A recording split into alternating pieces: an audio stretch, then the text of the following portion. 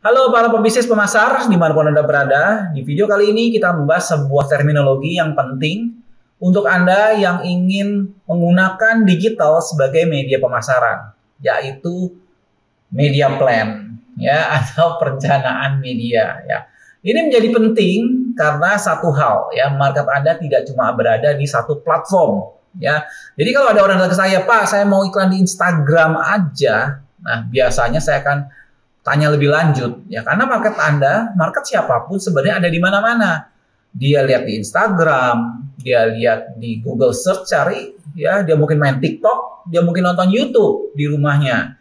Nah, oleh karenanya perencanaan media itu penting. Jadi kalau budget Anda misalnya di angka 100%, ya, kita akan belajar bagaimana chop-chopnya, ya, bagaimana kita membagi-baginya, dan setiap pembagian ini mungkin ada stagesnya, ada tahapannya, dan mungkin ada kegunaannya juga yang berbeda-beda. Ya, goalnya bisa berbeda-beda.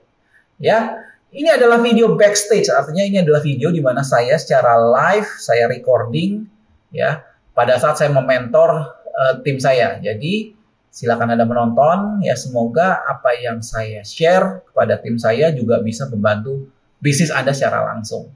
Oke, jangan lupa subscribe channel Stand Out Digital, dukung terus bagaimana kami bisa terus bersemangat, ya, kasih literasi digital untuk Anda semua, baik pebisnis, baik pemasar, untuk bisa memanfaatkan pemasaran kreatif dan berbasis digital untuk bisnis Anda. Selamat menonton dari Stand Out Digital. Mari kita lihat.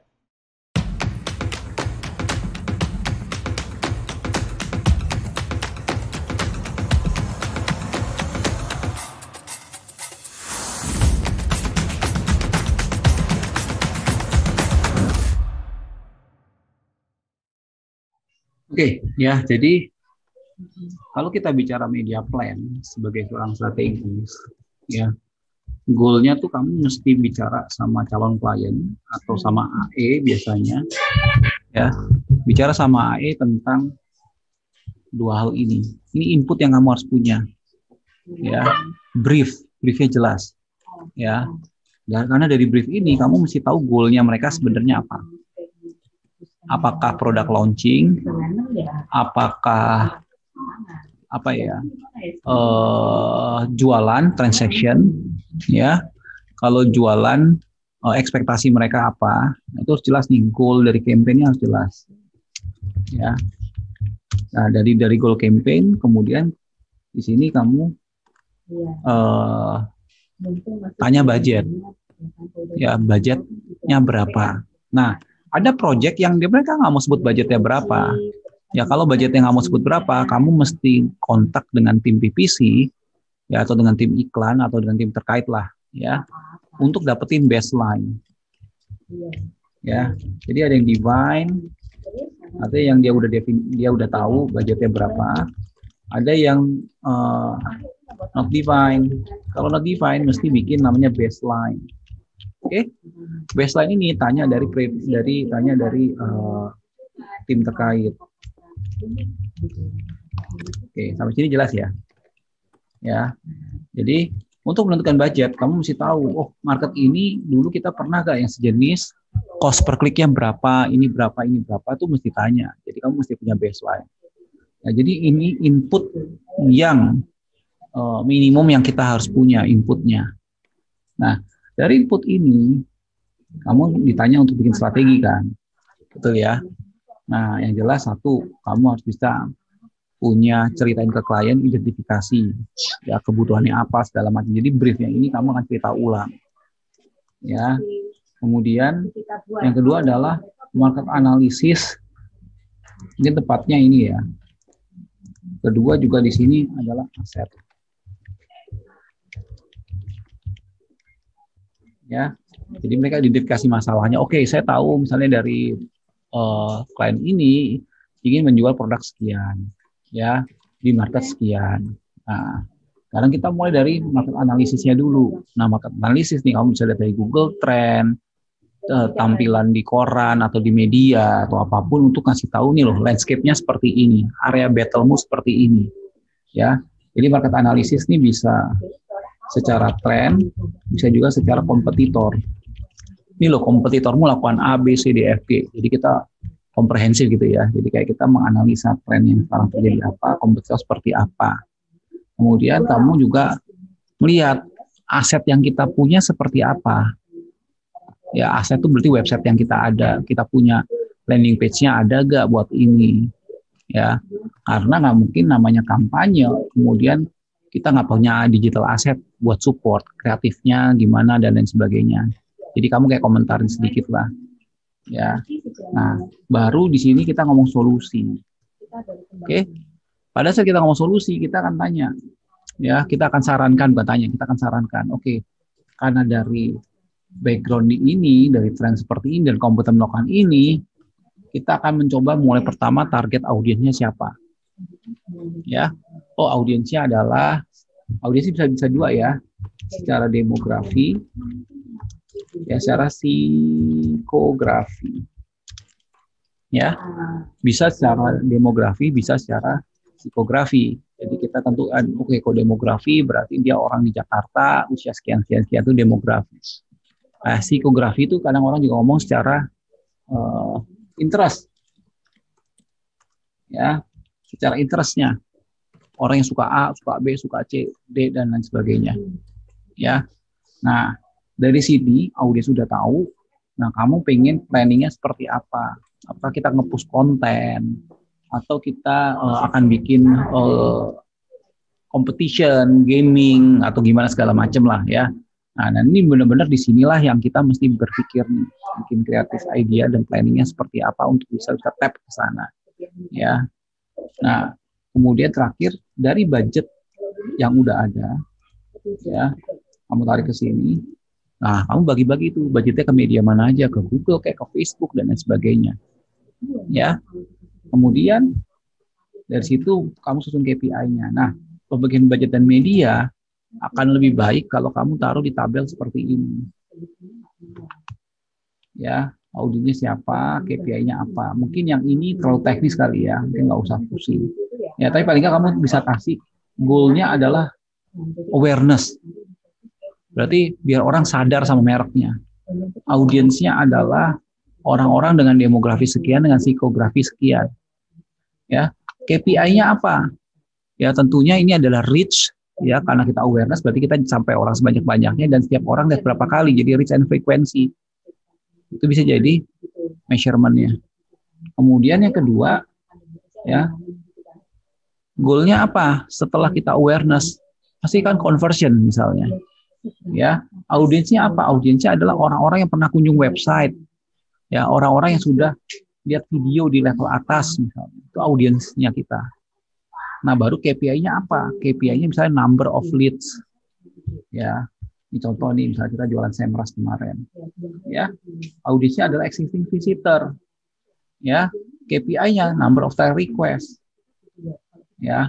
Jadi di sini kita mesti bikin sebuah perencanaan yang orang kalau baca bisa tahu audiens yang mau kita incar siapa, ya. Kemudian kita di sini melihatnya apa, ya.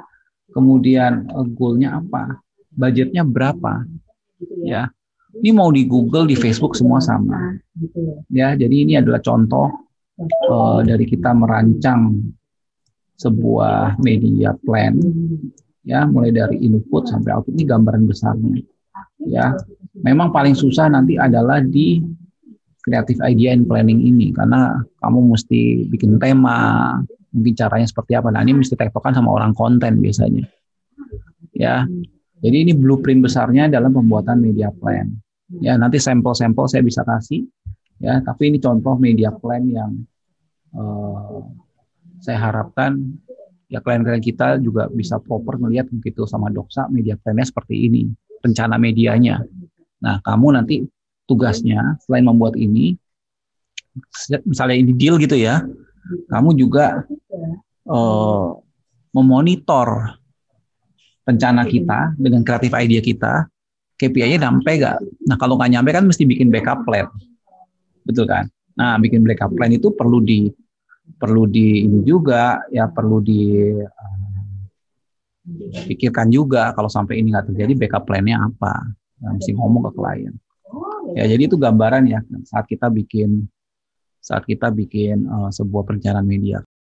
Oke, jadi Anda baru saja melihat ya bagaimana saya mementor tim saya untuk melakukan atau mengerti tentang konsep dasar dari media plan.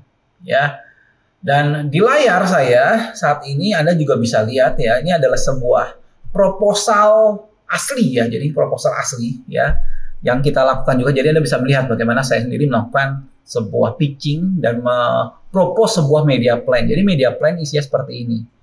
Ya. Jadi ini ada biasanya kita ada presentasi siapa saya, backgroundnya seperti apa ya, kenapa opportunity seperti apa ya. Ini masih konsep lah. Kenapa kita menyarankan media A, B, C, D, F, G, dasarnya seperti apa. Tapi inti dari media plan itu ada di sini ya. Jadi dalam konteks ini ya, ini adalah sebuah calon klien, ini adalah pitching project ya untuk sekolah sepak bola ya. Ini saya blur karena untuk privasi ya. Jadi ini sekolah sepak bola ya. Jadi udah ketahuan budget alokasinya berapa ya, 200 juta misalnya. Oke, saya akan bagi berarti di bulan pertama itu 80, 80, 35 gitu misalnya. Nah, setiap bulan tuh ada goalnya masing-masing. Nah, ini media plan. Nah, ini yang kita ceritakan ke bos kita. Ini atau kalau Anda pemilik bisnis, ini yang Anda ceritakan atau Anda harus tahu dari tim Anda. Digital marketing itu maunya ngapain gitu ya. Jadi misalnya pertama ya dengan budget 80 juta pesannya adalah kita akan bawa ini ke pro player ya atau Garuda Select misalnya, bagaimana jadi pemain sepak bola yang sukses gitu misalnya ya. Kemudian terlalu ada namanya prospecting, retargeting ya, medianya apa, dan jangan lupa KPI-nya itu penting. Ya, KPI itu penting. Bulan kedua, ya budget sekian, ya pesannya apa, prospectingnya berapa, retargetingnya berapa. Nah, mungkin ada bertanya, kenapa retargetingnya di atas kecil? Karena ini kan baru mulai, ya.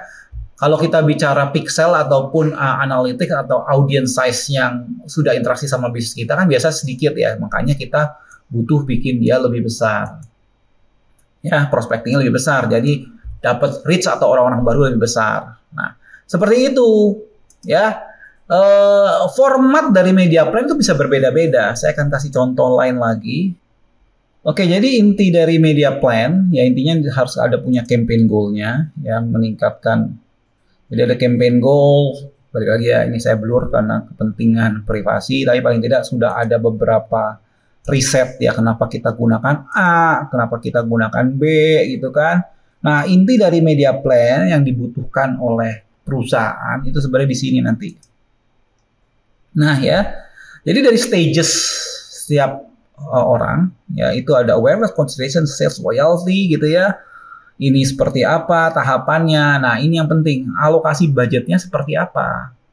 Ya, kemudian dapat kliknya seperti apa, visitor seperti apa, KPI-nya seperti apa. Karena ujung-ujungnya kalau kita bicara digital marketing yang penting itu adalah conversion, betul?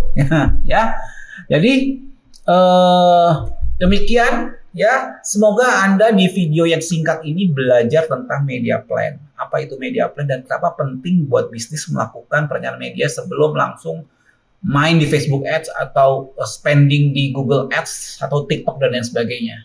Oke, semoga panduan ini cukup komprehensif untuk Anda melakukan perencanaan media. Saya Victor, ya. Keep stand out and let's grow together. Sampai ketemu di video selanjutnya. Bye-bye.